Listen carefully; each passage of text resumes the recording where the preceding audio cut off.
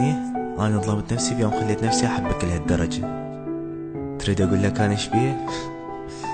أنا ما بيه شي، وجاي بالغلط ومن صحت اسمك وقلت لك فلان شلونك جيت غلطان. انسى كل شي، انسى أنا اليوم دقيت لك وانسى أنا اليوم ذكرتك، وخلي يومك يمشي عادي وأنا ما موجود بيه. اعذرني لأن جيت مو بوعي، اعذرني لأن كان سخافة مني من فكرت إنه أنت تتغير وتحس شوية. تريد أقول لك شي؟ أنا ما ضايج منك ولا كارهك، أني ضايج من نفسي. أنا ما راضى عن نفسي لأن وصلت نفسي لهالمرحلة اللي تنازلت عن كل شي وحتى عن روحي وخسرتها لأجلك. أنا اللي عودت نفسي أسمع صوتك، أنا اللي عودت نفسي أدقق وأهتم بكل تفاصيل حياتك، أنا اللي تعودت أتنفس صوتك وأنام وأقعد وأشتغل وكل شي أسوي بيومي وأني أحكي وياك.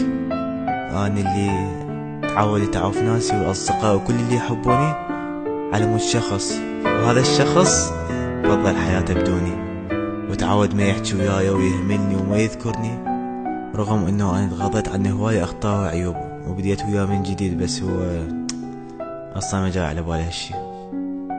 اني غلطان لان كنت اعرف حيجي اليوم، وكنت اعرف اني مجرد دوا بوقت ما تحتاجني تجيني، وبيوم اللي ترتاح وملتي بحياتك تنساني وما تذكرني وما تقول فلان شنو دي يسوي هسه وليش ما اسأل عنه. فلان اللي كل ما احتاجه القاه، وكل ما احتاج شخص يسمعني اروح له واطلع لي بقلبه ومن ارتاح اعوفه.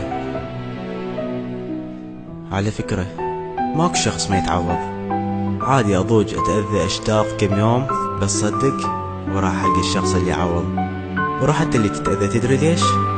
لان كل واحد بينا ما يحس بالنعمة اللي يفقدها، لان كل واحد بينا يرد اللي مو له ومن يصير ملكه يهمله. بس لا تجيني بيوم اللي تحس نفسك محتاجني، وانا وعدك راح يجي هذا اليوم وراح تتمنى لو مستمر وياي ومعايفني.